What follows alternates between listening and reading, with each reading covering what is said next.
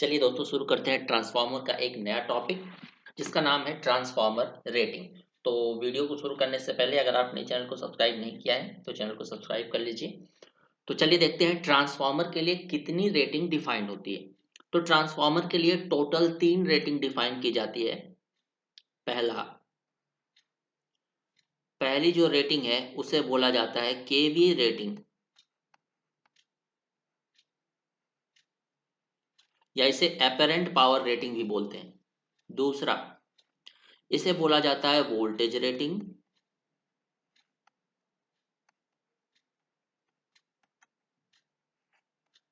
Correct.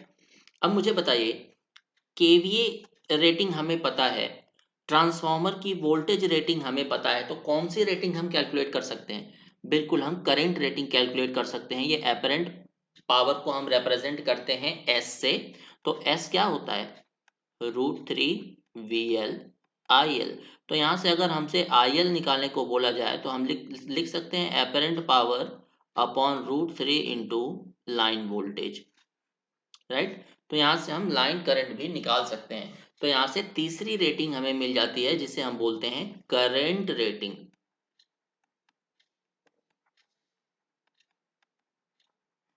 तो हर rating का अपना इंपॉर्टेंस है। जैसे अगर हम बात करते हैं केवीए रेटिंग की, तो केवीए रेटिंग हमें क्या बताता है? केवीए रेटिंग से हमें यह पता चलता है कि टोटल कितना टेम्परेचर राइज हो सकता है ट्रांसफार्मर के अंदर। कैसे? KVA, के तो रिप्रेजेंट करता है 1000 को, V रिप्रेजेंट करता है वोल्टेज को, और वोल्टेज की वजह से कौन सा लॉस होता है? Iron loss. A रिप्रेजेंट करता है एम्पियर को, और एम्पियर होता है करंट। करंट की वजह से कौन सा लॉस होता है? Copper loss. तो ये जो रेटिंग है केवीए रेटिंग, ये आयरन लॉस और कॉपर लॉस दोनों को कंबाइनली रिप्रेजेंट करती है। इसीलिए टोटल ट्रांसफार्मर के अंदर कितना टेम्परेचर राइज हो रहा है वो हमें बताता है केवीए रेटिंग। Temperature rise. दूसरा बात करते हैं वोल्टेज रेटिंग। तो वोल्टेज बढ़ाने या घटाने से किस पर्टिकुलर चीज पे इफेक्ट पड़ता है? इलेक्ट्रिकल इंजीनियरिंग के केस में वोल्टेज अफेक्ट्स द इंसुलेशन। तो वोल्टेज रेटिंग हमें ये बताता है कि कितना इंसुलेशन की जरूरत पड़ने वाली है। तीसरा, करंट रेटिंग। करंट रेटिंग हमें क्या बताता है? Area of cross section of conductor.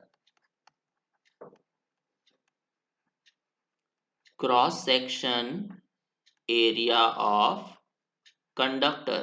Current rating हमें यह बताता है कि जो हम वायरिंग करने वाले हैं या जो वाइंडिंग लगाने वाले हैं ट्रांसफार्मर के प्राइमरी या सेकेंडरी में, उसका क्रॉस सेक्शन एरिया क्या होगा, यानी कि जो तार है वो पतला होगा या मोटा होगा, वो हमें किससे पता चलता है? करंट रेटिंग से।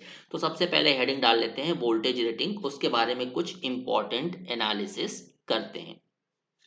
तो हेडिंग डाल लीजिएगा वोल्टेज रेटिंग। तो देखिए, वोल्टेज का जो फॉर्मूला है वो मैंने आपको क्या डिराइव कराया था? V is equal to 4.44 F∅N। Correct, ये मैंने आपको डिराइव कराया था। तो यहां से अगर 4.44 हमारा कांस्टेंट है और हमें पता है कि जो फ्रीक्वेंसी है वो भी कांस्टेंट होती है, फ्लक्स भी कांस्टेंट होती है, नंबर ऑफ टर्न्स भी कांस्टेंट होता है। एक और चीज मैंने आपको बताया था, फ्लक्स डेंसिटी, जिसको हम रिप्रेजेंट करते हैं कैपिटल बी से। तो फ्लक्स डेंसिटी क्या होता है? Flux per unit area. Flux per unit area यानी कि फाई अपॉन ए। तो हम चाहते हैं कि जो बी है, यानी कि एक तरह से हम देखें तो इसे हम क्या लिख सकते हैं? Flux is equal to B into A. Correct. तो यहां पे रिप्लेस कर दीजिए, V is equal to 4.44 F, और हम फाई को क्या लिख सकते हैं? B इंटू ए, यानी कि flux density multiplied by area. यहां से हमें मिल गया नंबर ऑफ टर्न्स। तो यहां से एक चीज देखिए, बाकी सब कुछ तो कांस्टेंट है, 4.44 F और N, नंबर ऑफ टर्न्स सब कुछ कांस्टेंट है। अब B को हमें कांस्टेंट रखना पड़ेगा, फ्लक्स डेंसिटी को हमें कांस्टेंट रखना पड़ेगा, बिकॉज अगर फ्लक्स डेंसिटी को हमने इंक्रीज किया तो मैग्नेटाइजिंग करंट हमारा क्या होगा, बढ़ जाएगा। ये हम पहले डिस्कस कर चुके हैं अपने प्रीवियस लेक्चर्स में। अगर मैग्नेटिक फ्लक्स की वैल्यू बढ़ी, मैग्नेटाइजिंग करंट बढ़ जाएगा, जिसकी वजह से पावर फैक्टर हमारा डिक्रीज हो जाएगा, जो कि एक अनडिजायरेबल कंडीशन है। तो हम क्या चाहते हैं कि बी की वैल्यू यानी कि फ्लक्स डेंसिटी की भी वैल्यू कांस्टेंट रहे, जिसकी वजह से voltage is directly proportional to क्या हो जाता है, area, in the case of transformer. और एरिया का फॉर्मूला क्या होता है, अगर हम सर्कल का फॉर्मूला, सर्कल के केस की बात करते हैं तो क्या होता है, पाई आर स्क्वायर। आर क्या है, रेडियस, और रेडियस क्या है, एक डायमेंशन। तो हम बोल सकते हैं area is directly proportional to dimension का स्क्वायर। कैसे, एरिया की यूनिट क्या होती है, एरिया की यूनिट क्या होती है, मीटर स्क्वायर, करेक्ट। तो मीटर क्या है, एक डायमेंशन है। तो हम बोल सकते हैं voltage is directly proportional to dimension का स्क्वायर। तो यहां से आपका एक एमसीक्यू तैयार हो गया। जैसे क्वेश्चन कभी कभी पूछ लिया जाता है कि अगर हमने डायमेंशन को √2 टाइम्स बढ़ा दिया तो जो वोल्टेज है वो कितना बढ़ जाएगा। तो देख लेते हैं, अगर हमने डायमेंशन को √2 टाइम्स बढ़ा दिया तो √2 का स्क्वायर क्या हो जाता है, 2। तो वोल्टेज क्या है, डबल हो जाएगा, करेक्ट। तो एक नोट पॉइंट बना के लिख लीजिएगा कि अगर हम area of dimension of transformer को √2 टाइम्स या कितने भी x टाइम्स बढ़ा देते हैं तो जो वोल्टेज है वो x² टाइम्स बढ़ जाता है। चलिए नेक्स्ट हेडिंग डाल लेते हैं, करंट रेटिंग के बारे में।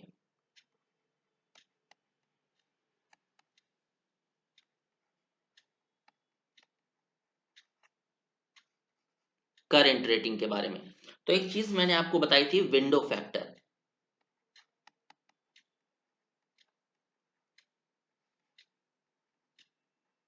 विंडो फैक्टर का फॉर्मूला होता है cross section area of each winding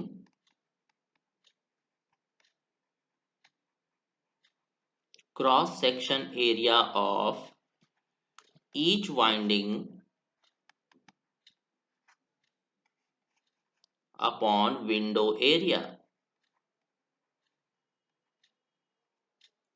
तो cross section area of each winding मतलब हमें प्राइमरी वाइंडिंग का भी क्रॉस सेक्शन एरिया लेना पड़ेगा और सेकेंडरी वाइंडिंग का भी क्रॉस सेक्शन एरिया लेना पड़ेगा।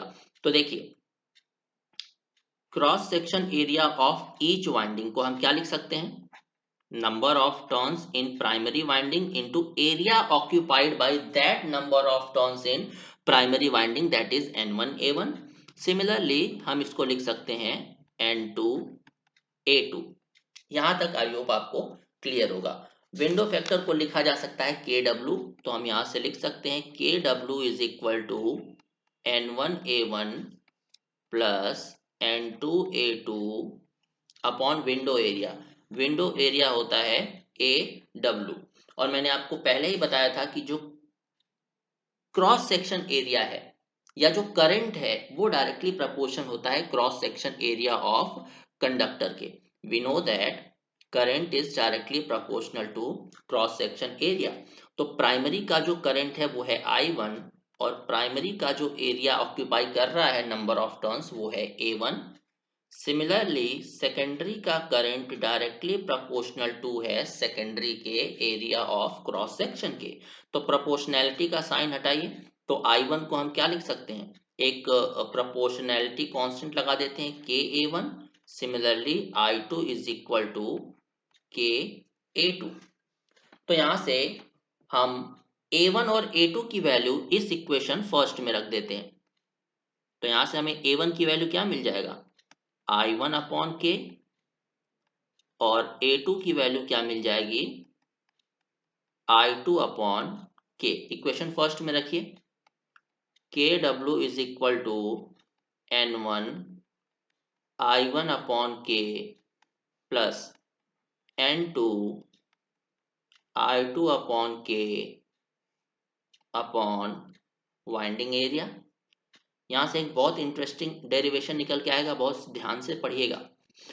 अब एमएमएफ बैलेंस मेथड क्या बोलता है? जब मैं आपको ट्रांसफार्मर की वर्किंग बता रहा था तो एक टर्म आया होगा MMF balance method. So from MMF balance method, primary का जो एमएमएफ है वो सेकेंडरी के एमएमएफ के बराबर होता है, यानी कि N1I1 is equal to N2I2। इसको ले लेते हैं इक्वेशन सेकेंड, इसको ले लेते हैं इक्वेशन थर्ड। तो ये जो N1I1 है ये N2I2 के बराबर होता है। तो हम क्या बोल सकते हैं, KW is equal to 2N1I1 upon K divided by AW, या यहाँ से हम I1 की वैल्यू निकाल लेते हैं। ऑलराइट, यहाँ से I1 की वैल्यू निकाल लेते हैं तो I1 की वैल्यू हो जाएगी AW KW K divided by 2N1। तो यहाँ से आप मुझे बताइए कि जो करंट है वो किसके डायरेक्टली प्रोपोर्शनल है? वाइंडिंग फैक्टर कांस्टेंट होता है, ये प्रोपोर्शनैलिटी कांस्टेंट वैसे ही कांस्टेंट है, N1 वैसे ही कांस्टेंट है, 2 कांस्टेंट है। मतलब वाइंडिंग एरिया, मतलब करंट जो है वो डायरेक्टली प्रोपोर्शनल हो गया फिर से क्या, एरिया के। और एरिया क्या होता है, डायमेंशन का स्क्वायर। यानी कि यहाँ पे फिर से वही चीज हो गई कि अगर एमसीक्यूज में आपको पूछा जाता है कि अगर डायमेंशन आपने डबल कर दिया तो करंट पे क्या इफेक्ट पड़ेगा, तो अगर आपने डायमेंशन डबल कर दिया तो करंट 4 गुना हो जाएगी। राइट, तो यहाँ से वोल्टेज के बारे में भी हमने देख लिया और करंट के बारे में भी हमने देख लिया, और हमें क्या पता चला कि वोल्टेज और करंट दोनों एरिया के डायरेक्टली प्रोपोर्शनल होते हैं। राइट, अब हम बात करते हैं केवीए रेटिंग की।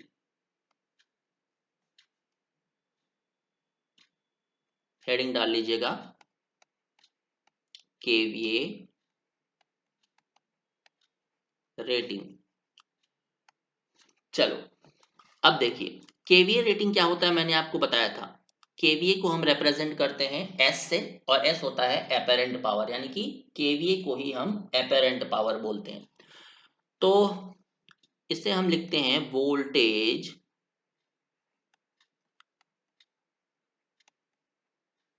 Rating into current rating.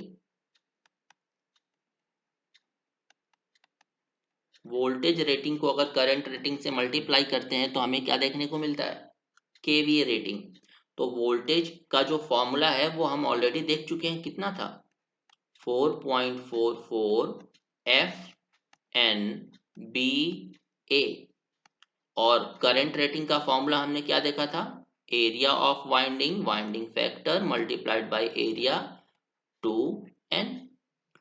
तो N से N कैंसिल आउट हो गया, 2 से ये चला गया 2.22, यानी कि एपेरेंट पावर या केवीए रेटिंग किसके बराबर है, ध्यान दीजिएगा, ये एरिया है, ये मल्टीप्लाइड बाय एरिया है, यानी कि एरिया का स्क्वायर।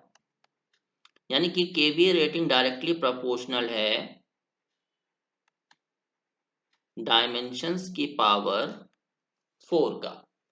यानी कि अगर हम डायमेंशन को डबल कर देते हैं, अगर हम डायमेंशन को डबल कर देते हैं तो जो केवीए रेटिंग है वो 16 गुना बढ़ जाता है। तो ये आपको याद रखने की जरूरत है। राइट, अब इसी से रिलेटेड है एक कोर लॉस का कॉन्सेप्ट जो कि पूछा जाता है एग्जाम में। हम जानते हैं कि कोर लॉस क्या होता है, कोर लॉस डायरेक्टली प्रोपोर्शनल होता है वॉल्यूम ऑफ कोर के। और वॉल्यूम का जो यूनिट है वो क्या होता है, मीटर क्यूब या सेंटीमीटर क्यूब, यानी कि डायमेंशन का क्यूब, डायमेंशन का क्यूब।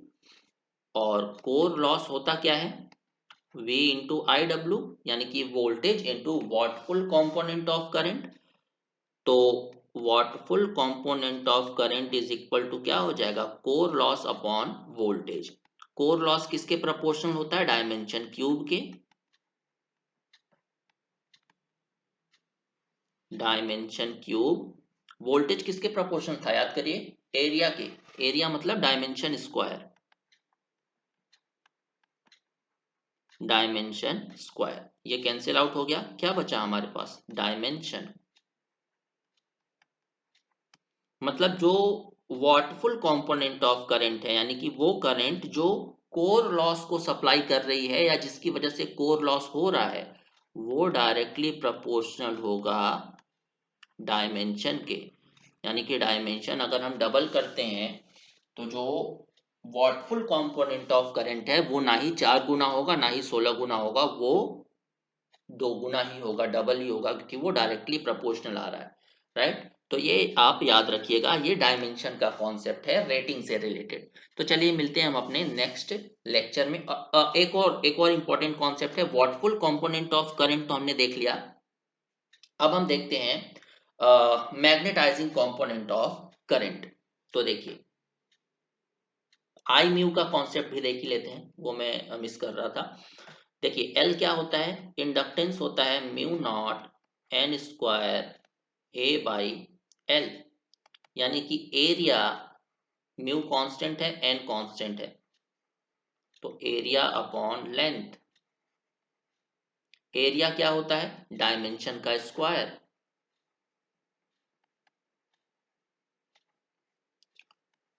लेंथ क्या होता है, एक डायमेंशन। कैंसिल आउट करते हैं, ये आ गया डायमेंशन। सो एल क्या होता है, एक्सएल, सॉरी 1 मिनट, एक्सएल की वैल्यू क्या होती है, x is equal to omega L. यानी कि ओमेगा अगर कांस्टेंट है तो रिएक्टेंस यानी कि magnetising reactance directly proportional to हो जाएगा इंडक्टेंस के। तो यहां से अगर inductance directly proportional to dimension है तो हम इसे directly proportional to magnetising reactance भी तो बोल सकते हैं। अब देखिए मैग्नेटाइजिंग करंट होता क्या है, मैग्नेटाइजिंग करंट होता है voltage upon magnetising reactance. Voltage किसके प्रोपोर्शनल होता है, एरिया के। एरिया क्या होता है, डायमेंशन का स्क्वायर। एक्स एम किसके प्रोपोर्शनल है, डायमेंशन के। कैंसिल आउट करिए, magnetising current directly proportional to हो जाएगा डायमेंशन के।